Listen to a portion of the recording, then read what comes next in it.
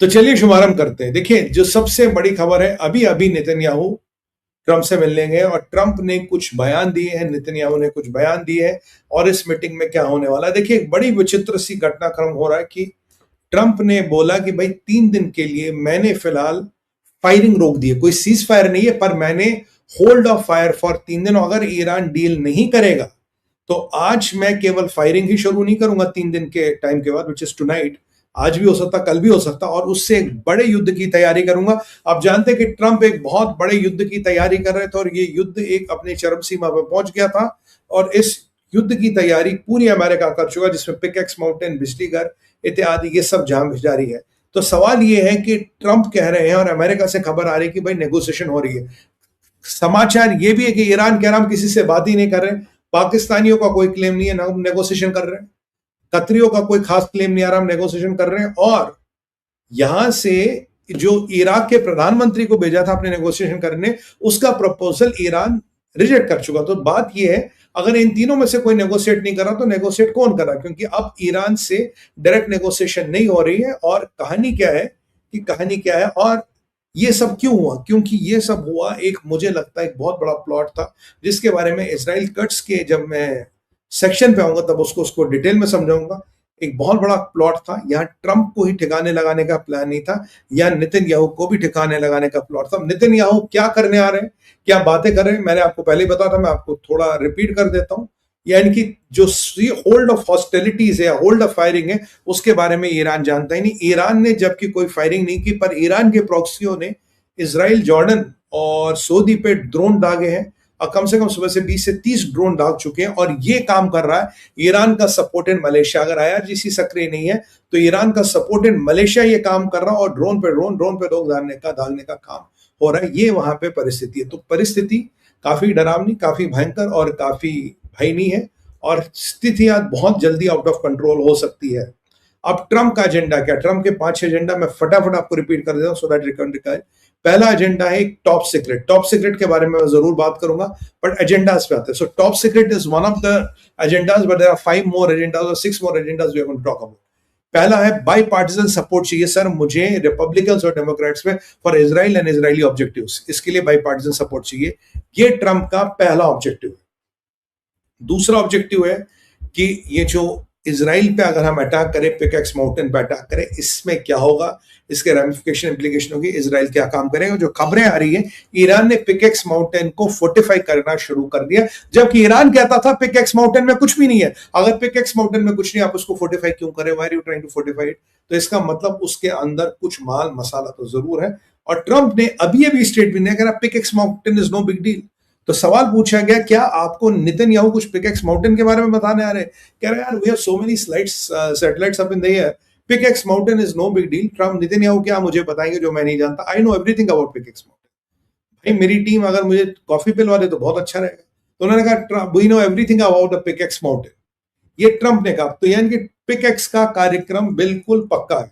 तीसरा, ममदानी को यह बताया गया, देख बेटा तेरे बाप का न्यूयॉर्क नहीं है, मैं भी खड़ा हूं यहाँ पे, तू मेरा उखाड़ सकता हो उखाड़। ममदानी को नेतन्याहू डायरेक्ट अब अटैक कर रहे हैं, मतलब राजनीतिक अटैक।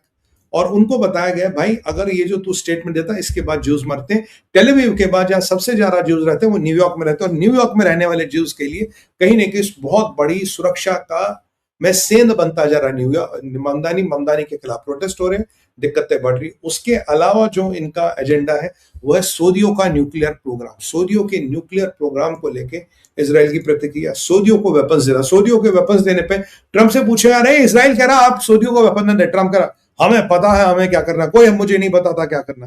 ट्रंप का स्टाइल ऐसे बोलता है। तो ये कि सऊदियों का F-35 वाला मसला भी कहीं ना कहीं है।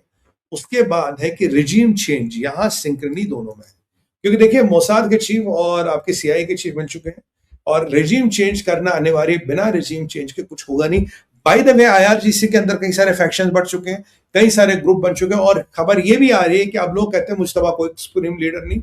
वो कौन सा सुप्रीम लीडर है भाई जो सामने नहीं आता, जिसके केवल फरमान आते, कभी कहता जहाद करो, कभी कहता मीटिंग करो, कभी कहता नेगोशिएशन करो। कहता सुप्रीम लीडर है तो सामने आए, सामने बोले, हम आपकी बात मानेंगे। क्योंकि यहां भी सुप्रीम लीडर को लेके कोई सहमति नहीं। और यहां मैं आप बताऊं आपको, डेमोक्रेट्स में भी कोई सहमति नहीं है, क्योंकि डेमोक्रेट्स में एक सेक्शन कहता है अरे सर मिड सॉरी रिपब्लिकन्स में एक सेक्शन कहता सर मिड टर्म आ रहे हैं सर, युद्ध रोक दो। दूसरा कह रहा नहीं युद्ध जारी रखो। और तीसरा सेक्शन लिंडसी ग्रैहम की मौत के बाद एक ऐसा सेक्शन उभरा है, कह रहे हैं let's go and finish the job, let's hit them hard, let's hit them as much hard as we can and finish the job. इनको पूरी तरह से निरस्त कर दो, नाबूद कर दो, खत्म कर दो और इस पूरे मिशन को खत्म कर दो। तो डेमोक्रेट्स में भी लोग हैं जो युद्ध का सपोर्ट करते हैं, रिपब्लिकन्स में भी 3 खेमे बढ़ गए, ईरान में कई सारे खेमे बढ़ गए। और मुश्तबा कहां है, नोबडी नोस। क्या मुश्तबा ईरान में है भी है, पाकिस्तान में कुछ भी हो सकता। मुश्तबा खमैनी को लेके मैंने आपको बताऊं चीजें बहुत जल्दी और बहुत तेजी से बदलती जा रही है। एक और आपको इंपॉर्टेंट अपडेट देना, तो ये है सवाल कि क्या है अब ये एजेंडा मैंने आपको बता दी सऊदियों का था। उसके बाद 1.15 ट्रिलियन डॉलर का कॉर्पोरेशन अनाउंस किया है इजराइल और अमेरिका ने, उस पर बात होगी। उसके बाद नेक्स्ट चीजें जो एजेंडा पे है कि आने वाले टाइम में how do you plan to defend Middle East की स्ट्रेटजी क्या रहेगी। और एक बहुत इंपॉर्टेंट चीज पे भी बात होने वाली है, वो एक पाइपलाइन। एक टाइम की बात है जब शाह का रूल होता था ईरान में, शाह ने एक पाइपलाइन निकाली ईरान से और वो सीधा ले गया हाइफा। कह रहा ईरान का तेल सऊदियों को पास करते हो हाइफा जाएगा, हाइफा से वो तेल बिकेगा। अभी जो सऊदियों की परिस्थिति है, हवा टाइट है, क्या उस पाइपलाइन को एक्टिवेट करने का जोर डाला जाएगा और हूतियों के अटैक पे बात होगी। बिकॉज ट्रम्प ने कहा कि we can handle Houthis when we need to.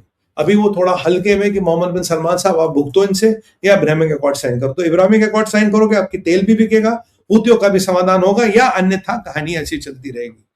और अब क्या है बात, वो टॉप सीक्रेट जो नेतन्याहू लेके आ रहे हैं एजेंडाज तो मैंने आपको बता दी। और एजेंडा है कि इजराइल को क्या करना, आपको क्या करना, क्योंकि ये आइडिया हमें इजराइल कट्स के स्टेटमेंट भी आता जो बाद में आपको बोलेंगे। और इसमें एक चाइना का भी एंगल है, जब वो चाइना पे होगा तो मैं वो चाइना वाला एंगल भी कवर कर लूंगा, चाइना वाला एंगल भी है इसमें।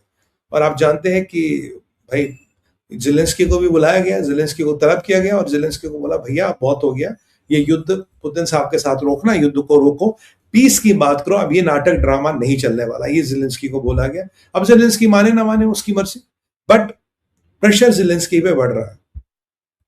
अब क्या है वो सीक्रेट जिसको लेके मैं आपको, what is that big secret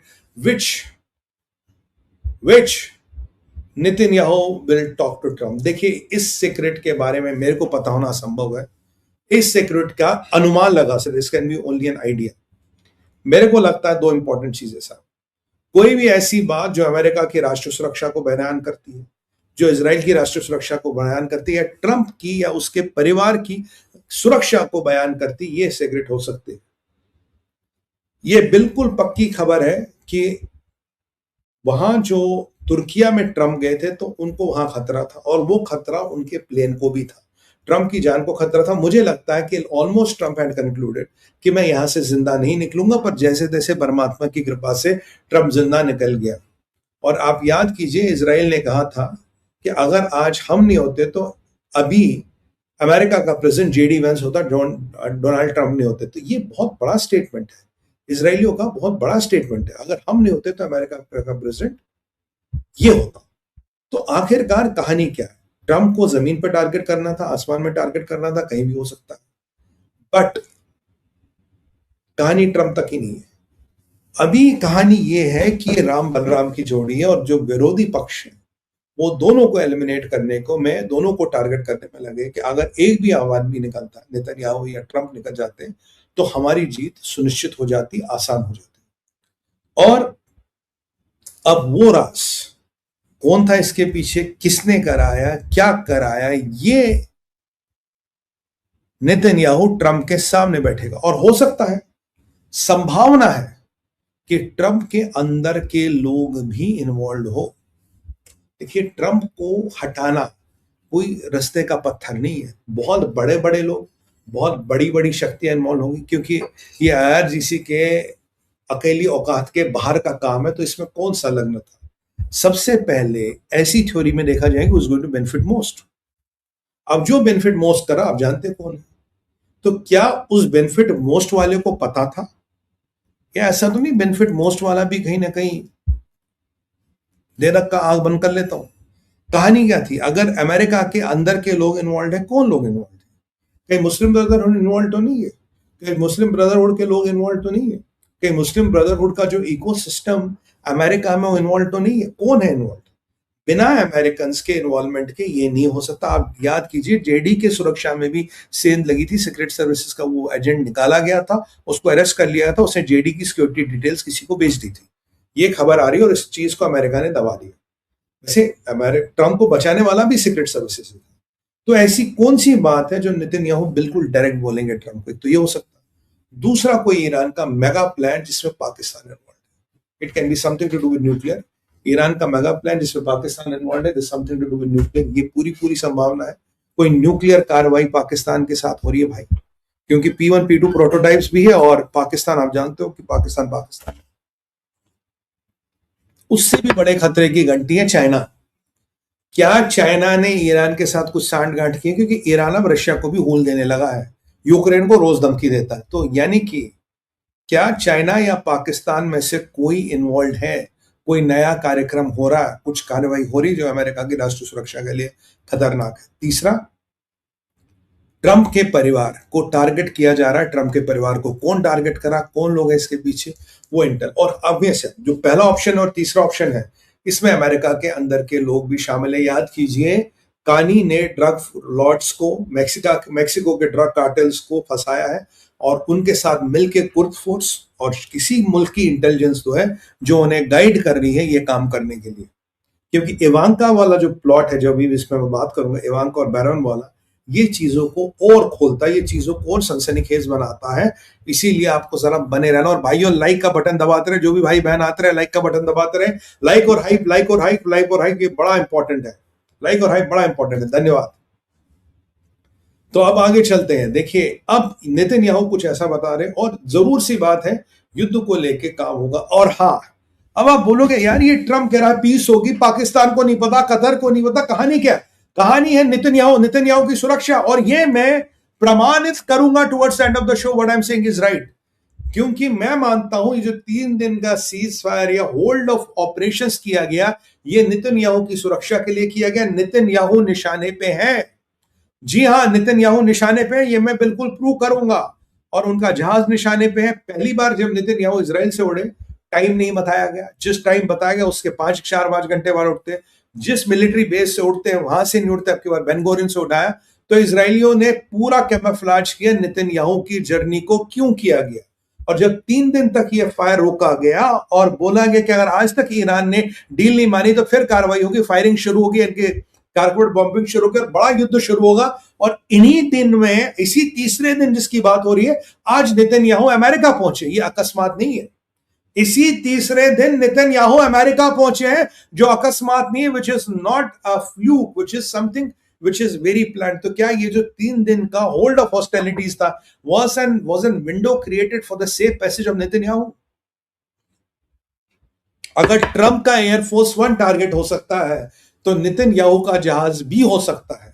वह नेतन्याहू के आने के लिए एक सेफ पैसेज क्रिएट किया गया। और नेतन्याहू वैसे घूम के आते उन कंट्रियों के, होस्टाइल कंट्रियों के ऊपर से वो आते ही नहीं है, क्योंकि थोड़ी जियोपॉलिटिक्स अब पेचीदा हो गई है। लीडर्स को भी डायरेक्ट टारगेट किया जा रहा है।